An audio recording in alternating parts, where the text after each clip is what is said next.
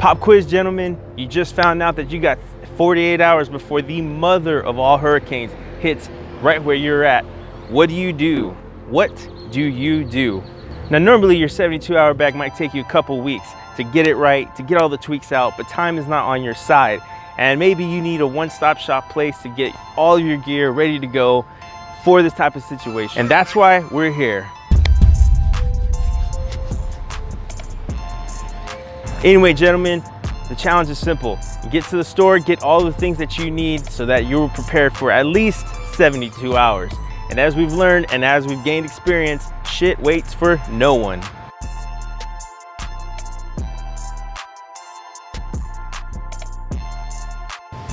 All right, so first things first, we gotta find something to put all this gear in. All right, so I like this one right here.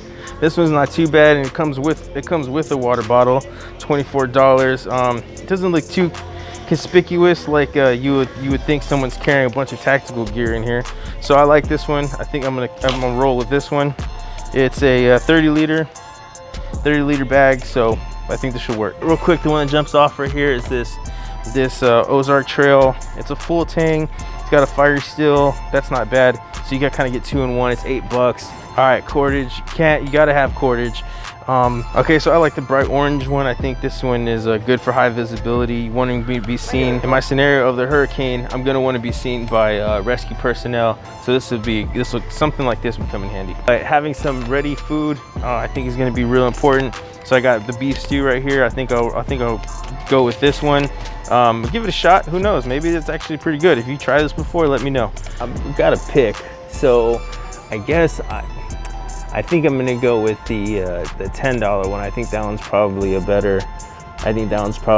maybe better quality. It's only a few dollars more, so I'll roll with that one.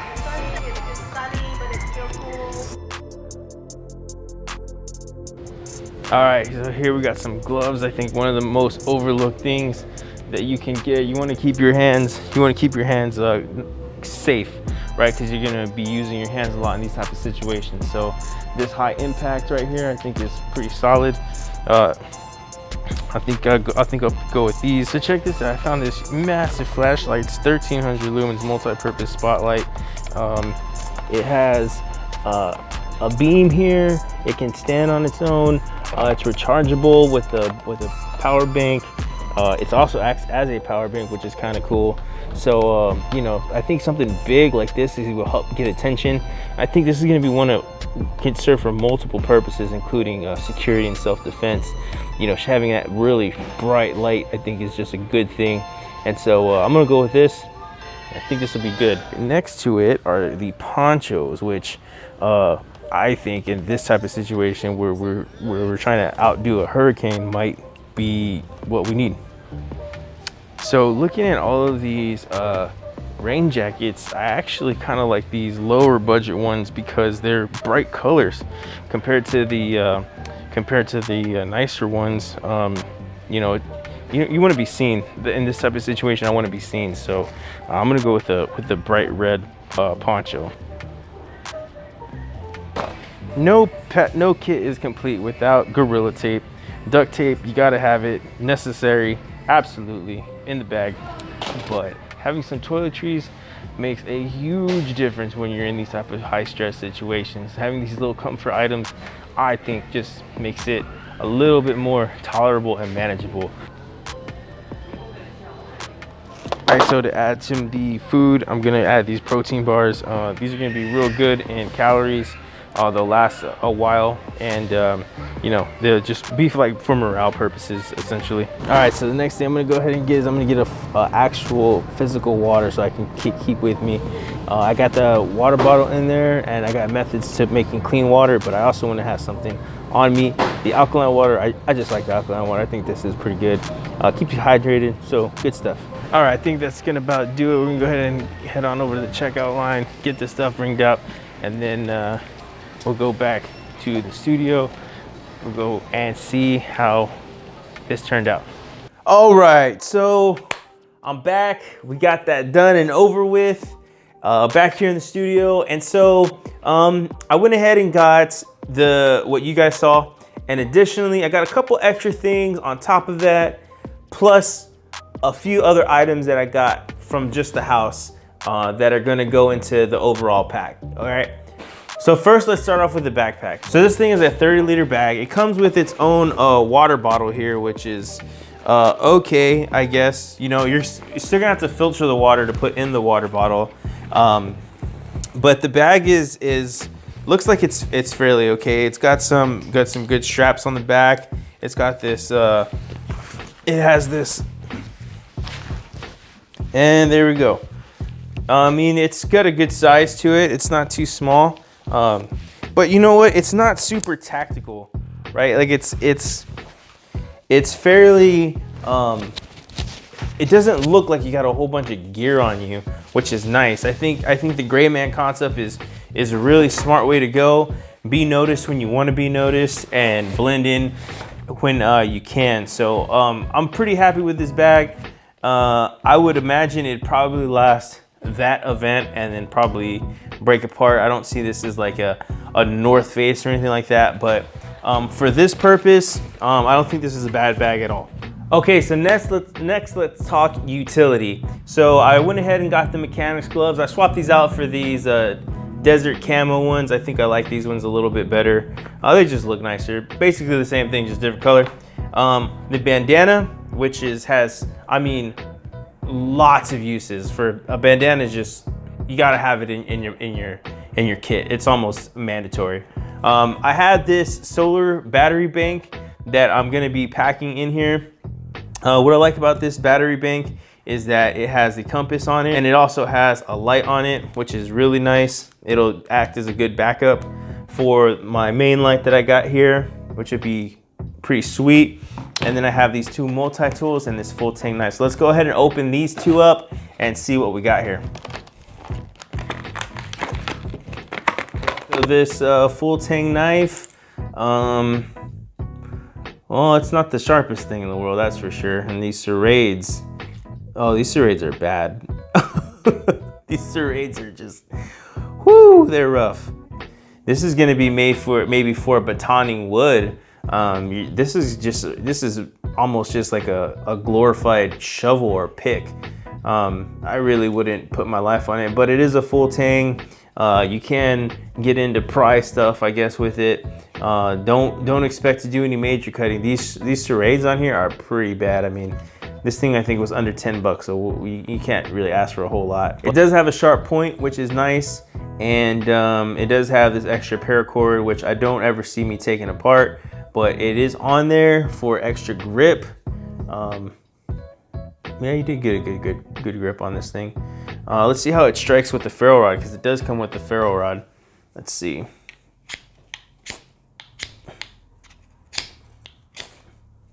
Yeah, that's not bad. I've had one of these before. The problem is that these tops come apart, which sucks.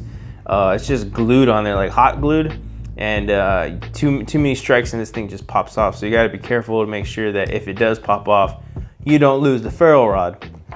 You know, you might be able to get by. You might be able to get by a scenario, a situation with this thing. So yeah, rough knife, but you know, it is what it is. Let's see if the multi-tool is any better. Well, at least it cuts through the plastic. That's good. Okay, let's see. This knife, it has a knife on it. It has, what is that supposed to be? Serrades? Is that, that's pretty rough. Saw, a file, and Phillips and flathead. That flathead actually looks pretty cool. Yeah, that's not bad. That's not bad. These pliers are spring. In my experience, I don't personally prefer multi-tools with springs just because it's another mechanical point that can come loose. These things are not, I can just feel it. It's not built to do some heavy duty work. This thing is gonna be like, maybe grab a metal can out of a fire, something like that. That's pretty much all you're gonna get out of this thing. But I will say that the saw is fairly sharp and the knife is fairly sharp. Are gonna be your two main tools. So, you know, something to throw in the bag and get you through a situation. Maybe not a long-term tool, but you know, for under 20 bucks for all of this. So for all of this, you gotta weigh the cost to the tools. Yes, I can go and upgrade all this to $100 of tools and knives, but am I gonna be able to use it? And you gotta remember, time is not in your favor, so you don't have the time to get the best quality. They did have some nicer stuff in there, but I just grabbed these because I was in a rush. And then this 1300 lumen multi-purpose spotlight. This thing really kind of caught my eye. Let's see. Oh, that's bright. Ooh, that's bright. It's got oh, that's cool. And then it has trying to get attention. That'll be really nice. And then it has an in and output here on the back, a USB and a micro USB. That's pretty cool. So it can charge your phone. I think this thing is supposed to be waterproof, but I would try to keep this thing as dry as I possibly could, because this thing is not wanting to. Okay, there it goes. That's a bright light. Like, that's a really, really bright light. So that'll get somebody's attention for sure. You can put that down. Yeah, this ain't bad. It's not bad. And it's not very heavy, which is cool. I think when you're in this type of situation, you want to be able to have light. This light, I think, is very essential because it provides security, illumination, being able to spot and identify yourself and call for help. I think this light is going to be one of the more valuable tools in this whole thing, if I'm being quite honest. And these mechanics gloves. These mechanics gloves are heavy duty. Okay, next let's talk shelter. So for my shelter system, I got the poncho in red so I can be noticed and keep me dry somewhat. This thing is pretty thin, so any type of rips and tears, that thing's gonna be done for. But in that situation, I do have the duct tape so I can patch up any type of holes. I have the cordage to help, the brightly colored cordage to create a makeshift shelter, and the contractor bag. The reason why I picked, like you guys were in the store with me, the reason why I picked the contractor bag over the tarp is because you can do, I think, a little bit more. You can put, if you really want to, you can get the poncho, put that as your overhead. You can put leaves, grass, other things inside the contractor bag and lay on top of it so you're not straight on the ground, and then use your jacket, because if you're in this type of situation, you're probably gonna have an extra jacket. So you can cover up with a jacket and you can sleep with that for about, you probably make that work for 72 hours. Okay, so let's talk food. Now with my food, I went ahead and picked up a couple extra things, which was the coffee, the honey, and the aluminum cup. This is big. Like, you can boil a lot of water in this guy and use it, to fill up the water bottles, both of them that I have. So this is 1 liter of water. One of these a day in that type of situation, I think, can get you through. So what I would do is I would try to collect as much clean water as I possibly could, boil it with this guy, and then dump it into the extra water bottle. This I'm gonna use as my backup. If I don't have any water at all, if I can't get to water, I can't purify it, I'm gonna use this to drink it from. And so I know I have clean water. And then this is gonna be my primary use. And additionally, you can boil the water, you can get it hot, and then pour it in here to make your beef stew. And then whatever you have left over, you can make a coffee with it. And then honey. Any good survivalist will tell you, honey is probably the ultimate survival food. It's local honey, which means it'll help for allergies. It also has antibacterial properties in it, so you can put this on a cut in a pinch to help keep a wound clean. Just so many good uses for local honey. That's key. You want to get the honey that's local to you. Okay, and the very last thing I got here is comfort items. I think comfort items are overlooked in survival kits, but they're so important because the truth of the matter is that How often are we out bushcrafting for weeks on end? Right? Like we're not, we're in our homes, we're comfortable. And so when you take us out of that, the stress, the mental toll it takes being out of your house, not knowing what's going on with your home, like that plays a burden on you. So having these type of things, I think helps for those instances. So for what I got is I went ahead and put in some extra clothes that I have here at the house, shirt, underwears, and socks. Real nice to have an extra change of clothes so I'm not constantly dirty. I got the toothbrush and toothpaste kit from Walmart. I got the extra lighter as I was checking out.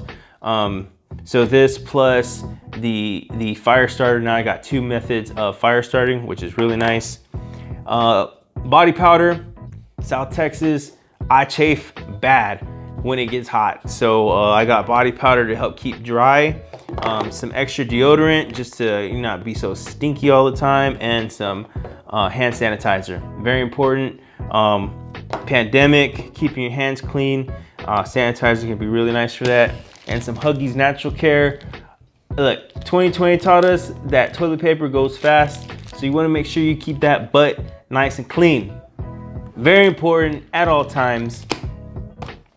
And this tiny first aid kit. This first aid kit, I would not recommend. It's got 2 hand wipes, a handful of small band-aids, and 2 gauze pads. I think in these type of situations, you're better off having just a stack of gauze pads, some sports tape, and some cleaning wipes. Calling that good. And that could be your baseline medical kit for just about every emergency, every cut that you're gonna have, right? Outside of that, then you're gonna have to get into splints and tourniquets and stuff like that. But to cover the majority of your stuff, those 3 things I think are what you need in a first aid kit. But I got these, so what are you gonna do? Holy cow, that was a lot of stuff. What am I missing? I'm sure that there's something. I know that I can upgrade those tools for sure, but this challenge is made to make you think that you don't always have the luxury of time, right? Texas, we just went through that crazy freeze and it happened fast. It went from, we think it's gonna get cold to everybody buckle up, it's about to get frosty. And so these things sometimes come, we get so busy and we don't really pay attention. The next thing you know, we look up and holy shit, there's a hurricane coming our way. What are we gonna do? For the most part, you're gonna wanna bunker down in your home. That's your safest spot. But what happens when you can't, right? Forest fires in the West Coast, hurricanes all on the East Coast. What are you gonna do? So leave it in comment sections what you think that I should improve on. What are some things that you would add to the kit? And let me know. All right, hey, until next time, remember being extraordinary is a journey, not a destination. I'll see you soon.